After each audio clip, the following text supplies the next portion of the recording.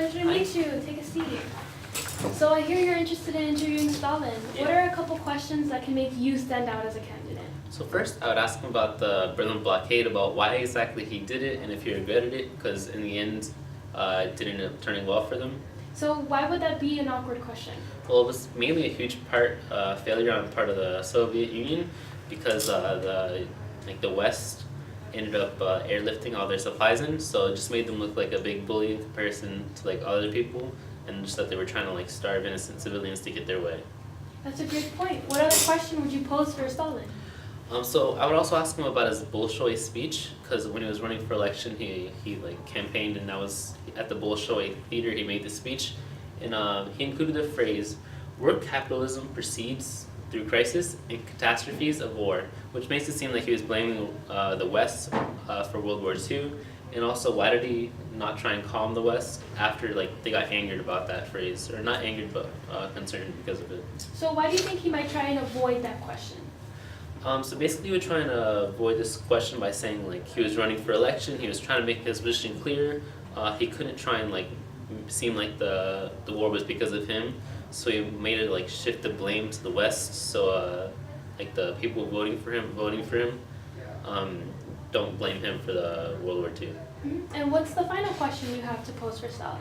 All right. So I'd ask him why he interfered in Iran after World War II, because he agreed to not interfere, and so did all the other major Axis powers. So I would just mainly ask him why he stayed after the agreed date. So what evidence do you have to kind of prove that question?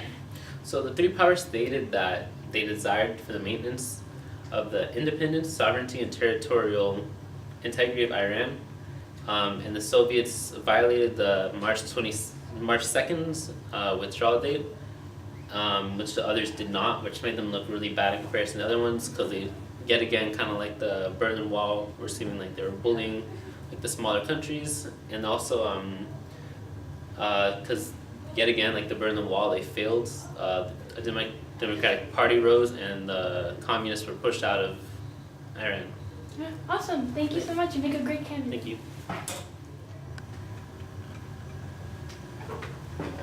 Good morning. Hi, pleasure to meet you. Take a seat.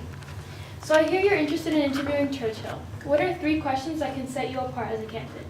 So, of the questions, the first one would be to ask Churchill actually what was his initial reaction when Stalin actually referenced him, gave him the image of being a Hitler-like figure.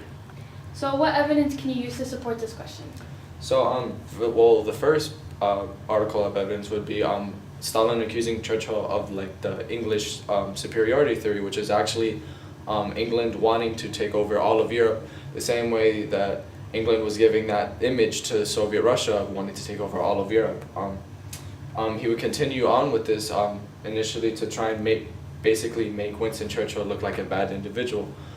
His ultimate aims were pretty much the same of Churchill's, of him trying to make Stalin look bad, the same way that Stalin wants to make Churchill look bad. So what's another question?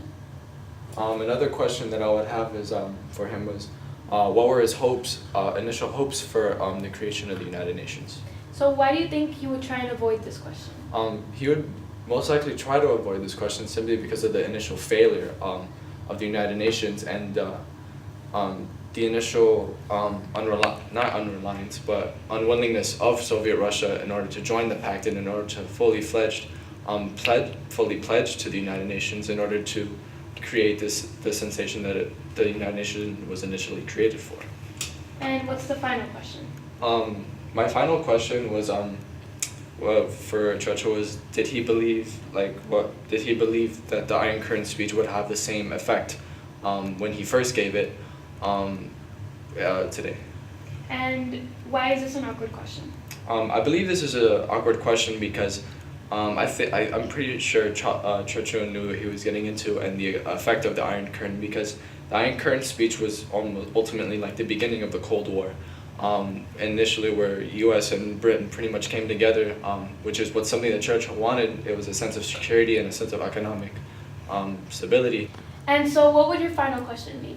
So my final question would actually be, did Churchill believe that the Iron Curtain speech would have the same effect as he did today, as when he gave it.